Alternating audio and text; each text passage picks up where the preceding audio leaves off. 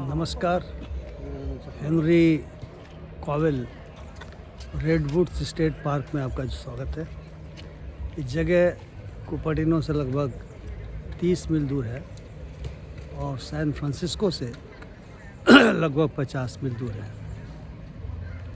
आज रविवार का दिन है और आप देखेंगे बहुत सारे लोग इस स्टेट पार्क में भ्रमण के लिए आए हुए हैं। गाड़ियों की लंबी कतार आप देखेंगे। ये कोस्ट रेडवुड है जो पैसिफिक के पास ये जगह है, पैसिफिक ओशन के पास है। सांता क्रूज नाम की एक मशहूर जगह यहाँ की है और ये काउंटी भी है जिसका नाम सांता क्रूज है। वहाँ पे हम लोग इस रेडवुड पार्क को आपको दिखाना चाहते हैं। आप देखें कुछ झलकियाँ। हम पार्क के अंदर प्रवेश कर रहे हैं और आप देखें कि कितना ज़्यादा ऊंचा यहाँ पे सब पेड़ हैं और उनका तना कितना, उसका डायमीटर ज़्यादा है। रेडवुड के बारे में माना जाता है कि इसकी कई तरह की किस्में होती हैं। इस पार्क में कोस्टल रेडवुड बहुत ज़्यादा है क्योंकि ये पैसिफिक का कोस्ट बगल में है, इसलिए ख़ास तरह का रेडवुड यहाँ पे हमें दिखाई पड़ता है। इसमें कई तरह के पेड़ हमें दिखाई पड़ेंगे। बहुत सारे ऐसे पेड़ हैं जो आज से 150 साल पहले फॉरेस्ट फायर हुआ था तो उन पेड़ों का बाहरी हिस्सा जला था, लेकिन ये ऐसे पेड़ हैं जो 2200 साल तक पुराने हो सकते हैं और इनकी जो ऊंचाई है, आप कैनोपी भी देख लीजिए, इनकी ऊंचाई 300 फीट से भी ज़्यादा जा सकती है। हालांकि इस पार्क में जो सबसे ऊंचा पेड़ है उसकी ऊंचाई 285 फीट बताई जा रही है और ये सारे पेड़ एक 1.2 किलोमीटर लंबे ट्रेल के दोनों तरफ हैं। अब पूरे ट्रेल को दिखा पाना तो छोटे से वीडियो में संभव नहीं है, लेकिन मैं आपको कुछ महत्वपूर्ण चीज़ें इस पार्क का दिखा रहा हूँ। ये जो आप पेड़ देख रहे हैं, आप देखिए कितना ऊंचा है। इसको हम कोस्ट रेडवुड नहीं कहते, ये ख़ास तरह का रेडवुड है, इसको डॉन रेडवुड कहते हैं और यह दरअसल एक तरीके से ख़त्म हो गया था, लेकिन चाइना में मिला। इसके सीड्स होते हैं, इसका प्लांट भी किया जाता है। ये चाइना में ये पाया गया और चूँकि इस इलाके में रेडवुड होते हैं, इमारती लकड़ी है, बहुत महंगी लकड़ी है, तो यहाँ पे ला करके उसका जो सीड है उसे लोगों ने यहाँ पे रोपा और ये डॉन रेडवुड का पेड़ हम देख पा रहे हैं। वैसे हुआ ये था कि जब गोल्ड रश शुरू हुआ था इस कैलिफोर्निया के इलाके में, आप जानते हैं कि जब पूर्वी तट से यानी अमेरिका के ईस्ट कोस्ट से बहुत सारे अंग्रेज़ व्यापारी, अंग्रेज़ पूंजीपति कैलिफोर्निया की ओर आए थे, तो गोल्ड रश हुआ था। उनको ऐसा मालूम था कि यहाँ पे सोना पाया जाता है और उन्होंने सोने की खोज में यहाँ के जंगलों को छान भरा। चूँकि जंगल ही थे। 1849 के आसपास मैक्सिको से अमेरिका वालों ने कैलिफोर्निया को जीत लिया, क्योंकि कैलिफोर्निया पहले मैक्सिको के पास था और मैक्सिको पर हिस्पानी लोगों का शासन था, तो जीत लिया और गोल्ड रश में लूटना शुरू किया, मैं कहना चाहूँगा। और उसी में जो रेडवुड है, चूँकि बहुत मजबूत इमारती लकड़ी है, इसको भी काटना शुरू किया, तबाही मचा दी, क्योंकि काफ़ी महंगे दामों पर ये लकड़ियाँ बिकती थी। एक न्यूर नेशनल पार्क है जो सैन फ्रांसिस्को के आसपास है। वहाँ पे एक म्योर नाम के इन्वायरमेंटलिस्ट आए, उन्होंने अमेरिकी सरकार को तैयार किया कि तो रेडवुड जो ऐतिहासिक चीज़ है और ख़ास करके वनस्पति विज्ञान के दृष्टिकोण से या जो भी चीज़ें हैं इसको बचाना ज़रूरी है। और वहाँ पे म्योर नेशनल पार्क बनाया गया और संरक्षित इसको स्पेसीज बनाया गया। यहाँ पर भी जहाँ हम आप टहल रहे हैं, हम आपको दिखा रहे हैं, यह भी काफ़ी बर्बाद हो गया था। ये 4000 से ज़्यादा एकड़ का लंबा ये पहले फॉरेस्ट हुआ करता था, अब तो 40 एकड़ बच गया है और 40 एकड़ को संरक्षित किया गया है। अब देखें ये जो पेड़ हैं, ये पेड़ 300 फीट जैसा मैंने कहा ऊँचे जा सकते हैं और जो इसकी जड़ें हैं बहुत गहरी नहीं होती, लेकिन ये जड़ें नीचे जाने के बाद से फिर ज़मीन में चारों तरफ फैलती हैं और उन जड़ों से पेड़ निकलते हैं। ये आप देखेंगे, ये पेड़ जड़ों से निकलते हुए आपको दिखाई देंगे। यानी जिसको कहते हैं कि जितने जड़ें हैं उतने पेड़। इसकी खासियत है कि इनकी जड़ों से भी पेड़ निकलती है। और ये जो रेडवुड है, इसकी एक और खासियत है।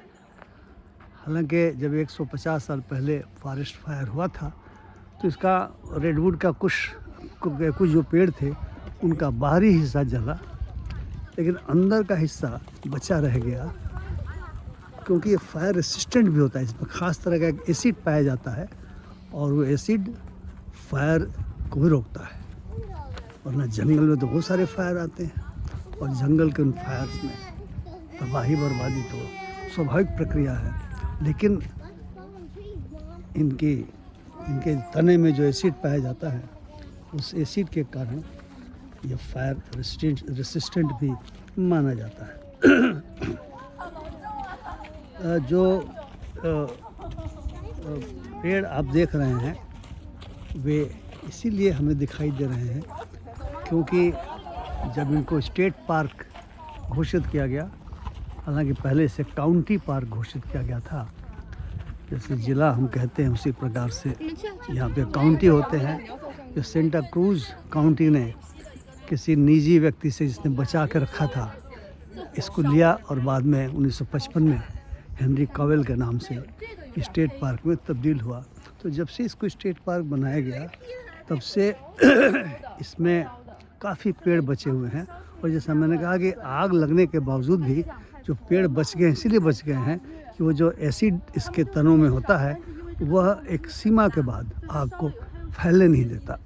हम आपको एक पेड़ इसमें दिखला रहे हैं जिसमें 150 साल पहले आग लगी थी, लेकिन पेड़ आज भी कायम है। अब आप देखिए इनके तनों को देख करके ही हम इनके उम्र का अंदाज़ा लगा सकते हैं। और इनके जड़ों से जो निकल रहे हैं शूट्स, एक पेड़ बनेंगे, ये भी हम इसको देख करके समझ सकते हैं। सूरज की रोशनी आती है, लेकिन कैनोपी उसके पत्ते इतने ज़्यादा घने होते हैं, कई जगह सूरज की रोशनी प्रवेश नहीं कर पाती।